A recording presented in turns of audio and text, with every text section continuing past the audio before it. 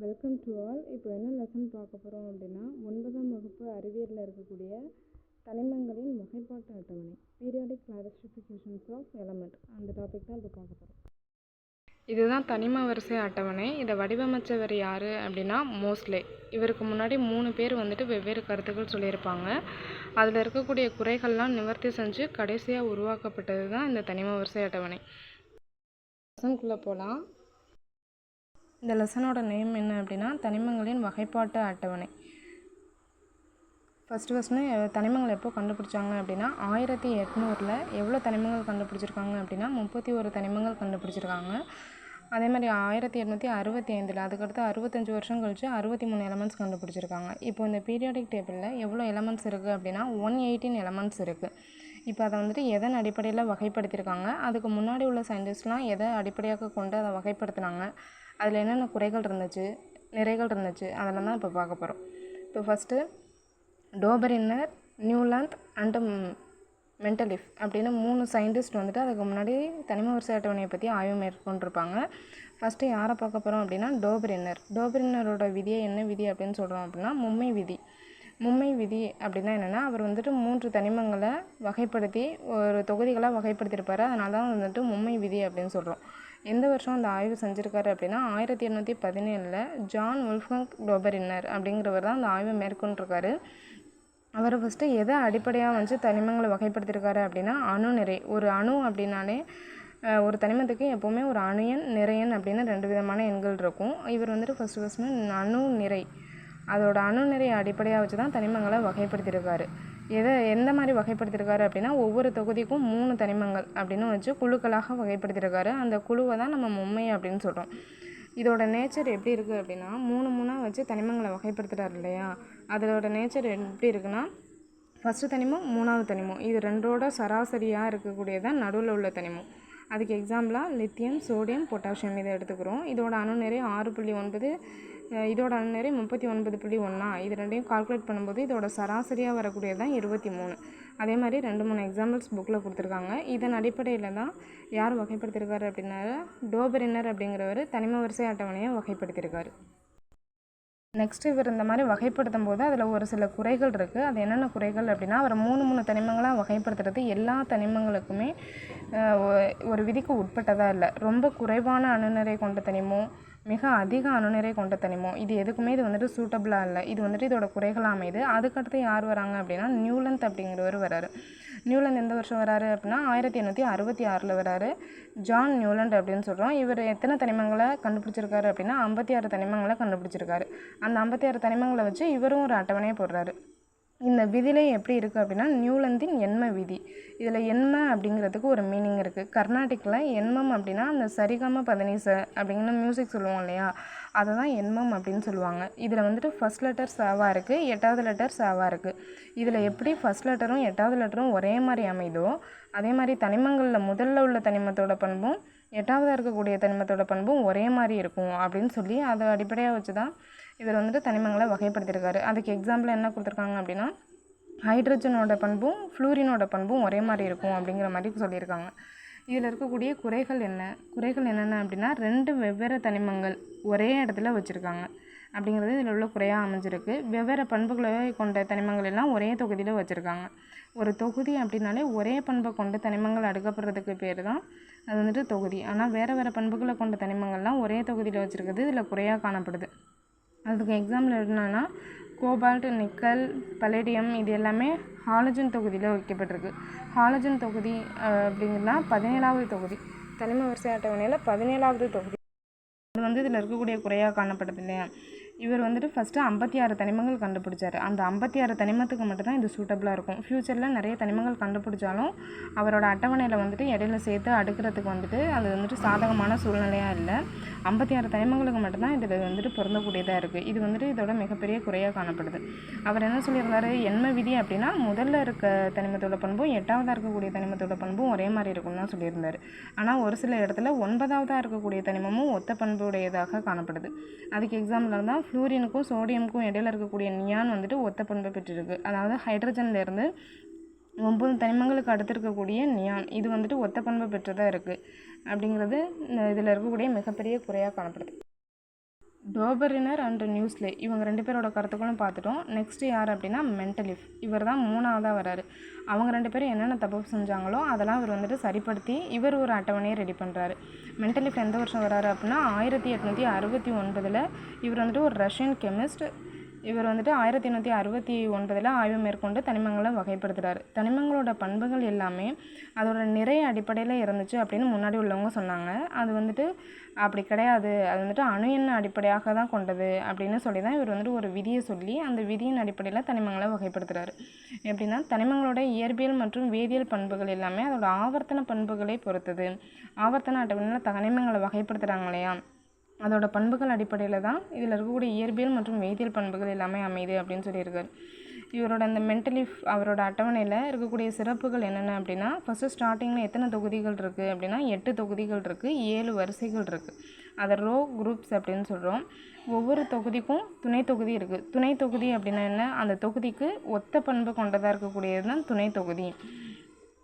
துணை தொகுதி இருக்குது. இவர் வகைப்படுத்தின அட்டவணையில் ஒவ்வொரு தொகுதிக்குமே துணை தொகுதிகள் இருக்குது. ஒத்த பண்புடைய தனிமங்கள் எல்லாமே ஒரே தொகுதியில் வைக்கப்பட்டிருக்கு. இதுக்கு முன்னாடி உள்ளவங்களாம் வெவ்வேறு பண்புகளை கொண்ட தனிமங்களை ஒரே தொகுதியில் அடக்கியிருக்காங்கல்ல, அது வந்துட்டு மிகப்பெரிய குறையாக கருதப்பட்டது. ஆனால் இங்கே வந்துட்டு ஒத்த பண்புடைய தனிமங்கள் எல்லாமே ஒரே தொகுதியில் வைக்கப்பட்டிருக்கு. முதன்முறையாக சரியாக அமைஞ்சது இவரோட அட்டவணை தான். அதனால் வேதியியல் ஆய்வுக்கெல்லாம் இது ரொம்ப சாதகமாகவும் எளிதாக ஆய்வுகளை மேற்கொள்கிறதுக்கும் ரொம்ப சாதகமாக அமைஞ்சிச்சு. சில தனிமங்கள் ஒரே தொகுதியில் வைக்க முடியாமல் போகும்போது அப்போ தான் கரெக்டாக கண்டுபிடிக்கிறாரு. அதோட அணுநிறை வந்துட்டு அங்கே தவறாக பதிவு செய்யப்பட்டிருக்கு அப்படிங்கிறத இவர் கண்டுபிடிக்கிறாரு. எது அணு எண் அடிப்படையில் அடுக்கும்போது தவறுகள் ஏற்படுது. அப்போ தான் என்ன கண்டுபிடிக்கிறாங்கன்னா அதோட அணுநிறை தவறு அப்படின்னு கண்டுபிடிக்கிறாங்க. அதுக்கு எக்ஸாம்பிளாக பெரிலியத்தோட அணுநிறை வந்துட்டு இதுக்கு முன்னாடி 14 அப்படின்னு குறிப்பிட்டிருந்தாங்க.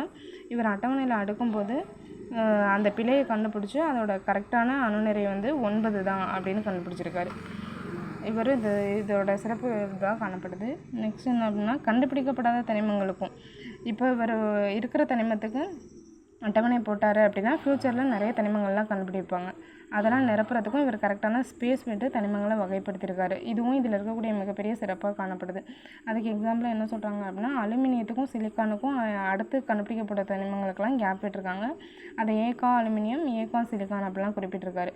இதுக்கு வந்துட்டு இதுக்கு பெரிய எக்ஸாம்பிளாக என்ன காணப்படுது அப்படின்னா இவர் கெஸ் பண்ண எல்லா கேரக்டர்ஸுமே ஃப்யூச்சரில் வந்துட்டு மேட்ச் ஆணுச்சு. எந்த தனிமத்துக்கு அப்படின்னா ஜெர்மானியம் அப்படிங்கிற தனிமத்துக்கு வந்துட்டு மேட்ச் ஆணுச்சு.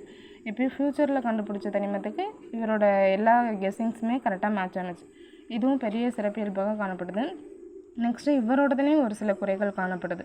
அது என்னென்ன குறைகள் அப்படின்னா பண்புகளில் அதிக வேறுபாடுள்ள தனிமங்கள் ஒரே தொகுதியில் வைக்கப்பட்டிருக்கு. அதாவது ஒரே மாதிரி பண்புள்ள தனிமம் மட்டும்தான் ஒரே தொகுதியில் வைக்க முடியும். ஆனால் ஒரு சில இடத்துல வந்துட்டு அதிக வேறுபாடுள்ள தனிமங்களும் இதில் காணப்படுது. அதுக்கு எக்ஸாம்பிள் என்ன சொல்கிறாங்க அப்படின்னா கடின உலோகமாக இருக்கக்கூடிய செம்பு வெள்ளி, இது வந்து மென் உலோகமாக இருக்கக்கூடிய சோடியம் பொட்டாசியம் இதோட ஒரே தொகுதியில் வைக்கப்பட்டிருக்கு. அதே மாதிரி ஹைட்ரஜனுக்குன்னு ஒரு தனி இடம் கிடையாது. ஹைட்ரஜன் வந்துட்டு ஒரு தனித்துவம் மிக்க தனிமம், அதுக்கு வந்துட்டு தனி இடம் இங்கே கொடுக்கப்படல. லித்தியம் சோடியம் பொட்டாசியம் இது மாதிரி மென் உலோகங்களோட சேர்த்து ஒரே தொகுதியில் வைக்கப்பட்டிருக்கு. இதுதான் ஹைட்ரஜன். இங்கே இருக்கிறது எல்லாமே உலோகங்கள். இதில் வந்துட்டு ஹைட்ரஜன் மட்டும் தனித்துவமாக இருக்கக்கூடிய அலோகம், ஆனால் இது வந்துட்டு ஒரே இடத்துல வைக்கப்பட்டிருக்கு. இதுவும் வந்துட்டு மிகப்பெரிய குறையாக இதில் வந்துட்டு சொல்கிறாங்க. அதுக்கப்புறம் கூடிக்கொண்டே இதில் வந்துட்டு அணுநிறை வந்துட்டு இன்க்ரீஸ் ஆகும். இன்க்ரீஸ் ஆகிற விதத்தில் தான் தனிம வரிசை அட்டவணையில் தனிமங்களை வகைப்படுத்தியிருந்தாங்க. ஒரு கட்டத்துக்கு மேலே அதையும் அவங்களால கரெக்டாக ஃபாலோ பண்ண முடியல. அதுக்கு எக்ஸாம்பிளாக கோபால்ட்டு நிக்கல் இதெல்லாம் எக்ஸாம்பிளாக சொல்கிறாங்க. அதுக்கப்புறம் ஐசோடோப்புகளுக்கு தனியாக இடம் ஒதுக்கப்படலை. ஐசோடோப்னால் என்ன, ஒரே மாதிரியான எண் வெவ்வேறு நிறையன் கொண்டதுக்கு பேர் தான் ஐசோடோப்பு. இதுக்குன்னு ஒரு தனித்துவமான இடம் கொடுக்கப்படல. அதுக்கு வந்துட்டு அவங்க முக்கியத்துவமும் கொடுக்கல. இது வந்துட்டு இது மிகப்பெரிய குறைபாடாக காணப்படுது. ஃபஸ்ட்டு சொல்லியிருந்தோம்ல ஃப்யூச்சரில் கண்டுபிடிக்கப்படுற தனிமங்களுக்கு அவர் என்னென்ன கெஸ் பண்ணியிருந்தாரோ அது எல்லாமே கரெக்டாக மேட்ச் ஆனிச்சு. எக்ஸாம்பிளாக ஜெர்மானியம் 1871 அவர் என்ன சொல்லியிருந்தார் அப்படின்னா அதோடைய அணுநிலை 71 இருக்கும், ஒப்படர்த்தி 5.5, நிறம் அடர் சாம்பல் நிறமாக இருக்கும், ஆக்சைடோட வினைபுரியும் போது O2 அப்படிங்கிற ஃபார்மில் கிடைக்கும், குளோரைடோட வினைபுரியும் போது Cl4 அப்படிங்கிற ஃபார்மில் கிடைக்கும் அப்படிங்கிற மாதிரி கெஸ் பண்ணியிருந்தாரு. அது எல்லாமே ஃப்யூச்சரில் வந்துட்டு கிட்டத்தட்ட ஃபுல்லாகவே மேட்ச் ஆகிருந்துச்சு. இதுவும் இவரோட சிறப்பியல்புகளாக காணப்படுது. இப்போ இந்த 3 பேரும் அவங்களோட வெவ்வேறு கருத்துக்களை சொல்லிட்டாங்க இல்லையா, அது எல்லாத்தையுமே பேஸ் பண்ணி தான் மோஸ்ட்லி வந்துட்டு இந்த நவீன கால அட்டவணையை உருவாக்கியிருக்காரு. மோஸ்லே எந்த வருஷம் அந்த ஆய்வை மேற்கொள்கிறாரு அப்படின்னா 1913 ஹென்ரி மோஸ்லே அப்படிங்கிறவர் எக்ஸ் கதிர் சிதைவு சோதனை அப்படின்னு ஒரு சோதனையை செய்கிறாரு. அதில் என்ன கண்டுபிடிக்கிறாரு அப்படின்னா தனிமங்களோட பண்புகள் எல்லாமே அணு எண்ணை பொறுத்து தான் அமையுது, நிறை எண்ணை பொறுத்து அமையலை அப்படின்னு நிரூபிக்கிறாரு. எந்த ஆய்வு மூலம் நிரூபிக்கிறாரு அப்படின்னா எக்ஸ் கதிர் சிதைவு சோதனை, அந்த சோதனை மூலமாக நிரூபிக்கிறாரு. இங்கே என்ன நிரூபிக்கிறாருன்னா அணு எண்ணை பொறுத்து தான் எல்லாமே அமையுது அப்படிங்கிற மாதிரி நிரூபிக்கிறாரு. அதே மாதிரி இவரோட அட்டவணையில் எதை பொறுத்து அணுக்களை வகைப்படுத்துகிறாரு அப்படின்னா அணு எண்ணை அடிப்படையாக வச்சு தான் தனிமங்கள்லாம் வரிசையாக அடுக்கிறாரு. மென்டலிஃபும் அணு எண்ணை வச்சு தான் அடுக்குனார். அதனால் மென்டலிஃபோட அட்டவணை குறும அட்டவணை அப்படின்னு சொல்கிறாங்க. இப்போ நவீனமாக மோஸ்ட்லே கண்டுபிடிச்ச அட்டவணையை நீண்ட அட்டவணை அப்படின்னு சொல்கிறாங்க. இவர் ஒரு விதியை ஃபாலோ பண்ணி தான் தனிமங்களை அடுக்கியிருப்பார். அதுக்கு பேர் தான் நவீன ஆவர்த்தன விதி. இதில் ஃபஸ்ட்டு என்ன சொல்கிறாங்க அப்படின்னா அணு எண் அப்படிங்கிறது புரோட்டான்களோட எண்ணிக்கையை மட்டும் பொறுத்து அமையலை, எலக்ட்ரான்களோட எண்ணிக்கையும் பொறுத்து தான் அமையுது. ஒரு அணு அப்படின்னாலே அதுக்கு நடுவில் நியூக்ளியஸ் இருக்கும், அதை சுற்றி எலக்ட்ரான்கள் புரோட்டான்கள் எல்லாமே காணப்படும். அதில் எலக்ட்ரான் அப்படிங்கிறது எதிர்மின் சுமை கொண்டதாகவும் புரோட்டான் அப்படிங்கிறது நேர்மின் சுமை கொண்டதாகவும் அமையுது. தனிமத்தோட இயற்பியல் வேதியியல் பண்புகள் இது எல்லாமே எலக்ட்ரான்களோட எண்ணிக்கையை மட்டும் சார்ந்து தான் அமையுது. அணு எண் அப்படிங்கிறது எலக்ட்ரான் புரோட்டான் இதோட ரெண்டோட எண்ணிக்கையும் சார்ந்து அமையுது. இயற்பியல் வேதியியல் பண்புகள் எலக்ட்ரான்களோட எண்ணிக்கையை மட்டும்தான் பொறுத்து அமையுது. தனிமங்களோட இயற்பியல் மற்றும் வேதியியல் பண்புகள் இது எல்லாமே அணு எண்களின் தனிம வரிசை செயல்பாடாகும் அப்படின்னு சொல்லியிருக்காரு. கிட்டத்தட்ட இவரோட பாயிண்ட்ஸும் மென்டலிஃபோட பாயிண்ட்ஸும் கொஞ்சம் சேமாக இருக்கும். அவர் என்ன சொல்லியிருந்தாரு அப்படின்னா ஆவர்த்தன பண்புகளை பொறுத்தது அப்படின்னு சொல்லியிருந்தாரு. இவர் அணு எண்களோட தனிம வரிசை செயல்பாடு அப்படின்னு சொல்லியிருக்காரு. இந்த விதியை பேஸ் பண்ணி தான் தனிமங்களை தனிம வரிசை அட்டவணையில் வகைப்படுத்தியிருப்பாங்க. இந்த நவீன கால அட்டவணையோட சிறப்பியல்புகள் என்னென்ன அப்படின்னா தனிமங்களை அவற்றோட அணு எண்ணிற்கு ஏற்றாற் போல் அமைச்சிருக்காங்க. அணு எண் அடிப்படையாக வச்சு தான் அமைச்சிருக்காங்க. கிடைமட்டமாக இருந்தது எல்லாமே வரிசைன்னு சொல்கிறோம், செங்குத்தாக இருந்ததுன்னா தொகுதிகள்னு சொல்கிறோம். மொத்தம் 7 வரிசை 18 தொகுதிகள் காணப்படுது. இதுதான் வரிசைகள். மொத்தம் 7 வரிசைகள் காணப்படுது. மேலே தொகுதிகள் 18 தொகுதிகள் காணப்படுது. அதுக்கப்புறம் என்ன சொல்லியிருக்காங்க அப்படின்னா தனிமங்களை தொகுதிகளாக வரிசைப்படுத்துதல். ஒரு அணு அப்படின்னாலே அதுக்கு நியூக்ளியஸ் இருக்கும், அதை சுற்றி எலக்ட்ரான்கள் இருக்கும். அதுக்கு துணைக்கூடுகள் அப்படின்னா SPDF அப்படிங்கிற ஆர்பிட்டால்ஸ் இருக்கும். அதுதான் துணைக்கூடுகள் அப்படின்னு சொல்கிறோம். இதுதான் மோஸ்ட்லி கடைசியாக வகைப்படுத்தின தனிம வரிசை அட்டவணை. இதில் இருக்கக்கூடியதில் இதுதான் இந்த ரெண்டும் S தொகுதி தனிமம், இந்த சைடு இருக்கக்கூடியது இது ஃபுல்லாகவே P தொகுதி தனிமங்கள், நடுவில் இருக்கக்கூடியது D தொகுதி தனிமம், இது F தொகுதி தனிமம் அப்படின்னு வகைப்படுத்தியிருக்காங்க. இதில் S தொகுதி தனிமங்களில் 1S 2S அப்படின்னு 2 வகையான தொகுதிகள் இருக்குது. இதோட பண்புகள் தான் இப்போ பார்க்க போகிறோம். ஃபஸ்ட்டு தொகுதி 1 S ஆர்பிட்டாலில் 2 தொகுதிகள் இருக்குன்னு சொன்னோமா, 1S 2S அப்படின்னு 2 தொகுதிகள் இருக்குது.